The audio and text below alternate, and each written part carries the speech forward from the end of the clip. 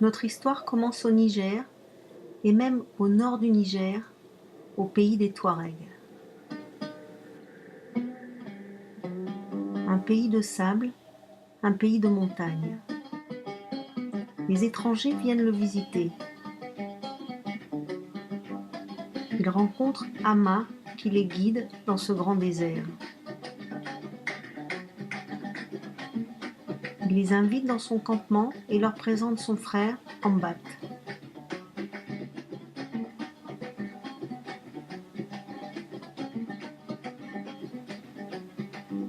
S'entame alors un long dialogue ininterrompu depuis plus de 20 ans.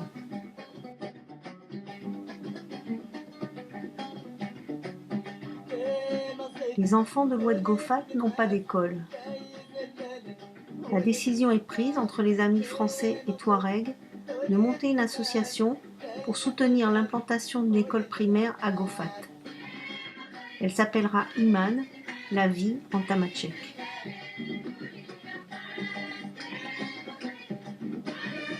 Depuis 14 ans, cette école fonctionne avec maintenant un effectif régulier d'une centaine d'élèves. Très vite, d'autres questions se posent. En premier lieu, la lutte contre la pauvreté et la question de l'habitat, souvent précaire et insalubre.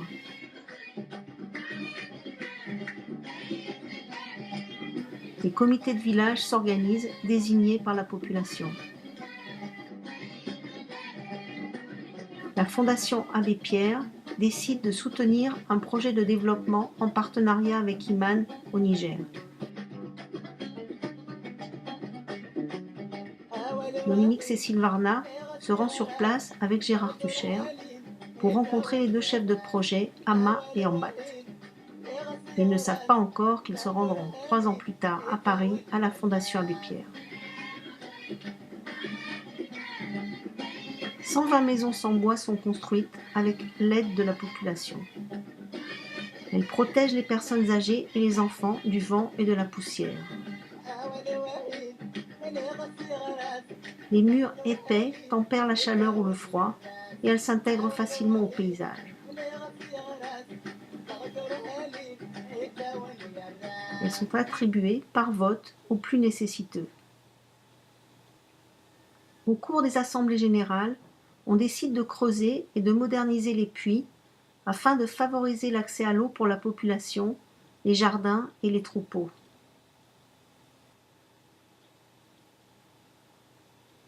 Aman Iman, l'eau c'est la vie.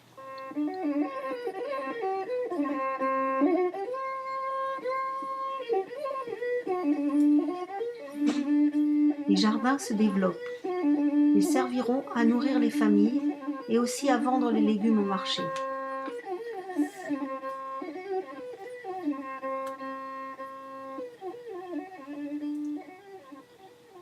Pendant ce temps-là, à l'école, tout va bien. Les élèves réussissent leurs études, tellement bien qu'ils passent tous en 6e. C'est un résultat incroyable dont tout le monde est fier. Mais il faut trouver une solution pour qu'ils soient logés pendant le collège et pourquoi pas le lycée.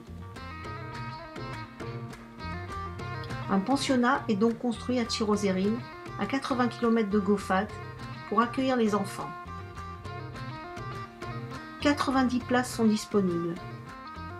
Jamais jusqu'à présent les enfants de bergers touaregs n'ont eu une telle opportunité de continuer leurs études. Pour célébrer l'ouverture du pensionnat, une grande fête s'organise à Tchibenten.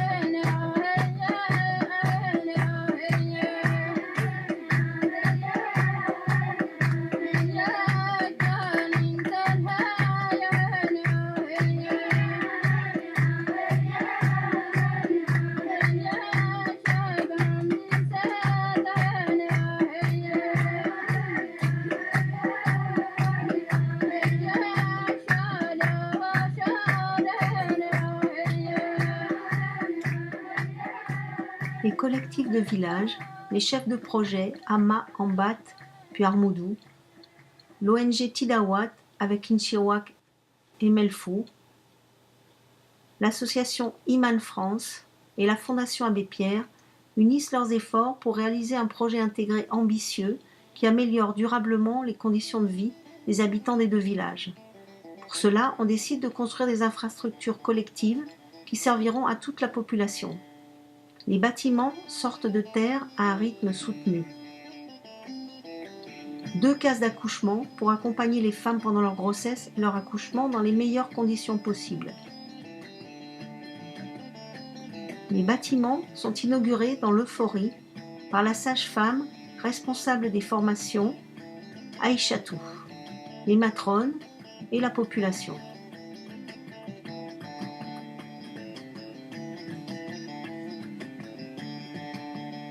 Deux banques céréalières sortent de terre pour la stabilité des prix des denrées de base, mil et riz.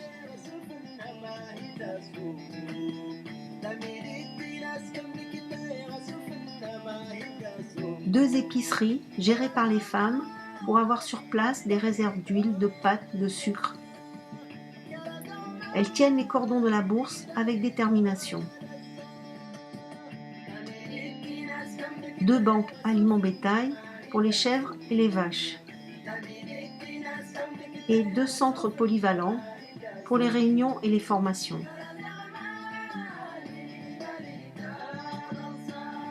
Ils deviennent peu à peu des lieux de vie réputés à la ronde où s'organisent les fêtes et les mariages, à la grande fierté de la population.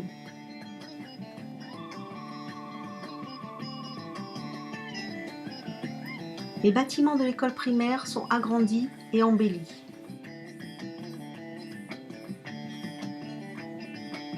Un atelier couture et un atelier broderie artisanat trouvent leur débouché dans les villages et bientôt à Agadez.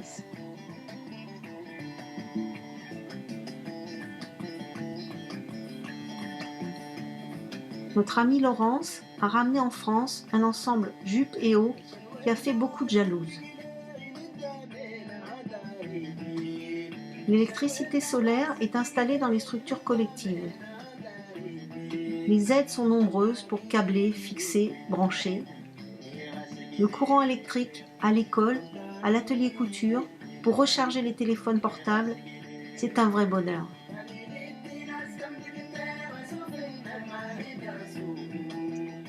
Kidawat se charge du secteur des formations.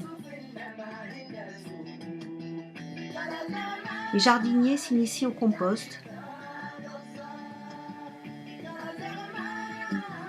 Et les maçons, issus des villages, pourront bientôt réparer les maisons et en construire de nouvelles. Les matrones accompagnent les femmes en brousse et les informent sur l'hygiène et l'alimentation des petits-enfants.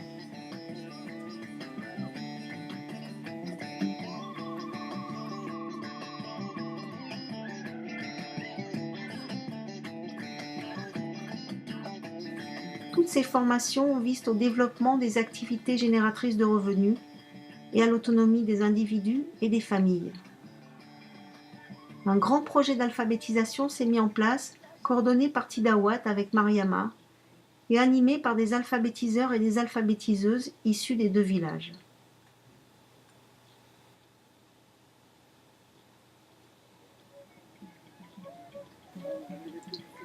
En liaison avec l'alphabétisation, une formation à la gestion des microcrédits s'organise. Elle ouvre l'accès au microcrédit pour les hommes et les femmes. Vaches, embouches ovines, semences, nattage, couture.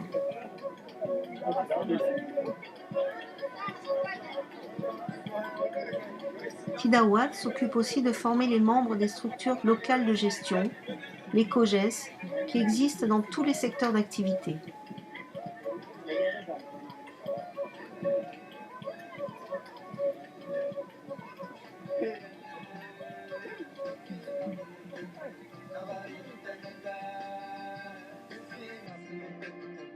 À Agadez, nos architectes en herbe se concertent pour construire un beau centre culturel touareg, avec un cybercafé et une boutique, un bureau d'imam et une bibliothèque, et aussi une grande salle avec terrasse pour des concerts, de la poésie ou des séminaires. un lieu où la culture touareg prendra toute sa place.